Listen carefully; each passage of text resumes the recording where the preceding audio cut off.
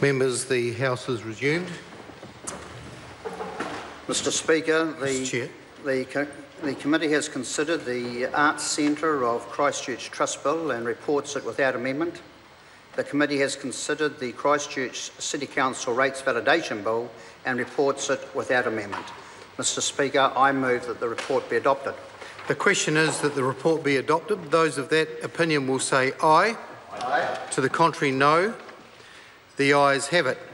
The Arts Centre of Christchurch Trust Bill and the Christchurch City Council Rates Validation Bill are set down for third reading next sitting day. Call on members' order of the day number 1. Social Security, Clothing Allowances for Orphans and Unsupported Children Amendment Bill, third reading. Mr Speaker, I call Tracy Martin. I move that the Social Security Clothing Allowances for Orphans and Unsupported Children Amendment Bill be now read a third time. Mr Speaker, many of us in this House think that we're very important. Many of us in this House, particularly on a day such as this, talk about our members' bills, about getting my bill through, about having the House's support for my bill. And this bill certainly carries my name, but this is not my bill.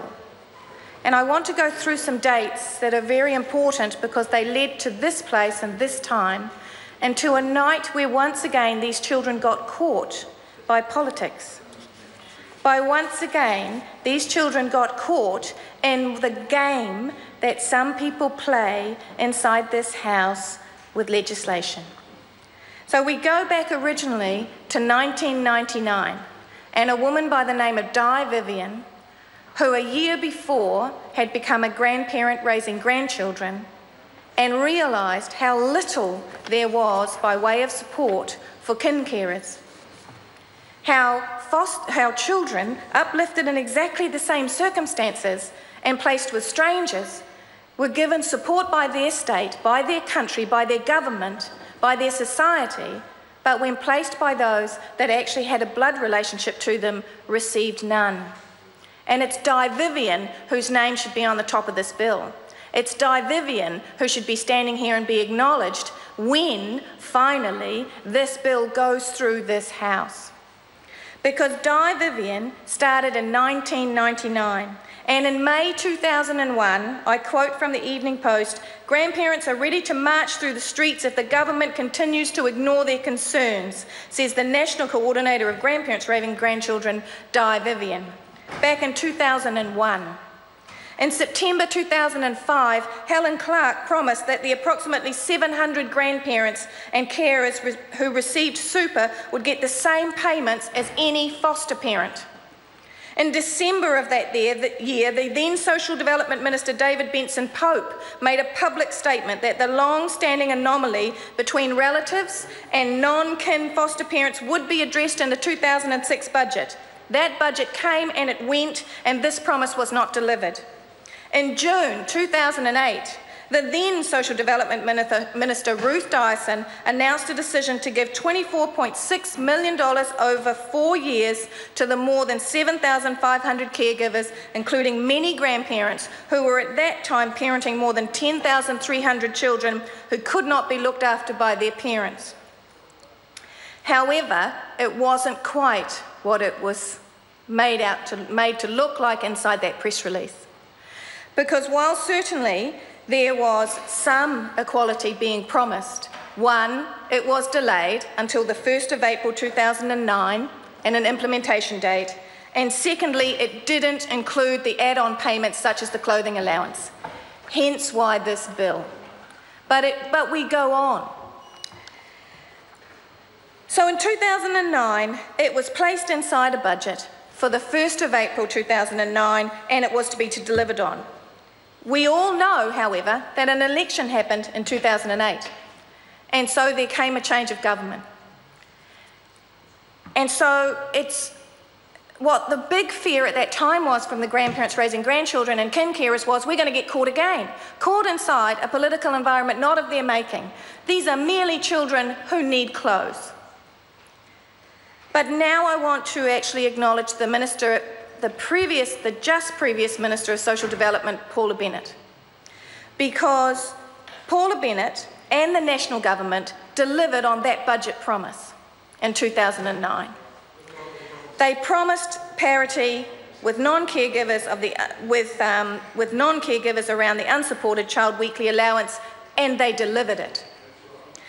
It was also that minister and a national government that provided 500 respite care places a year for grandchildren in a week-long holiday health camp program.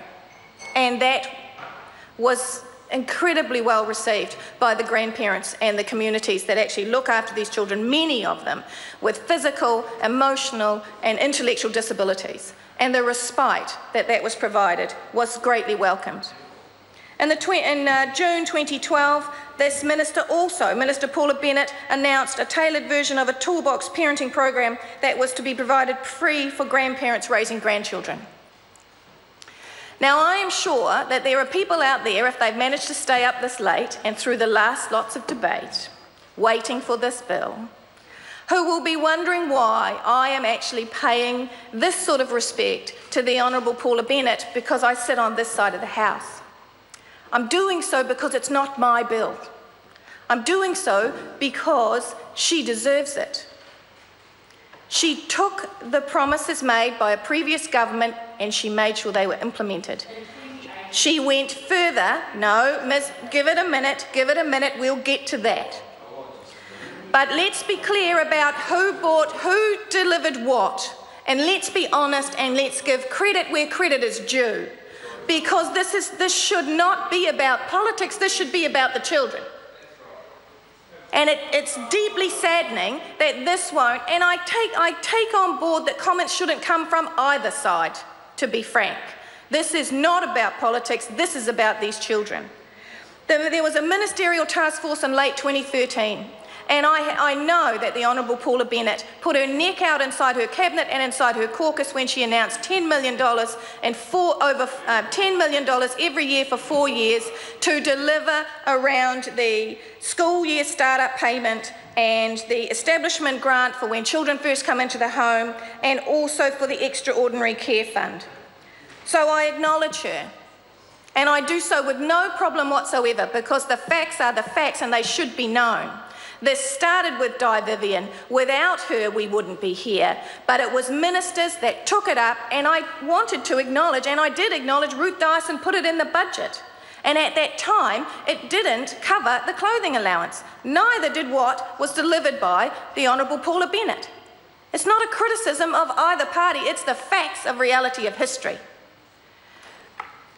But what we have now is the recognition that I need to apologise to the caregivers and the kin carers now, because while I believe that there has been a will from the Honourable Paula Bennett, and I believe there is, and obviously there is a will inside this House, sir, to deliver for these children, we have had to put in, I have had to put in a delayed implementation date. And there are many reasons for that, and all of them are political. All of them are political, all of them are financial, and none of them has anything to do with those children. So I apologise, but I apologise with a but, and I hate doing that, but I apologise because I felt that it was more important to get this equity etched into legislation so it can't be removed. It's much harder to remove equity out of legislation than it is to put it in. So while I apologise that the implementation date is not where you want it to be because I couldn't advocate well enough to get it there, I acknowledge the history of where we have come to at this point. I acknowledge the need. I acknowledge that I will, and I commit right now to whether I'm in this House or out of this House, I will watch the 2018 budget. And I will do whatever I can do wherever I am. And you ask anybody who's in a select committee with me how I can advocate. I will do whatever I can, wherever I can, to make sure that every party that said they supported this, whoever's writing that budget in 2018, maintains this promise.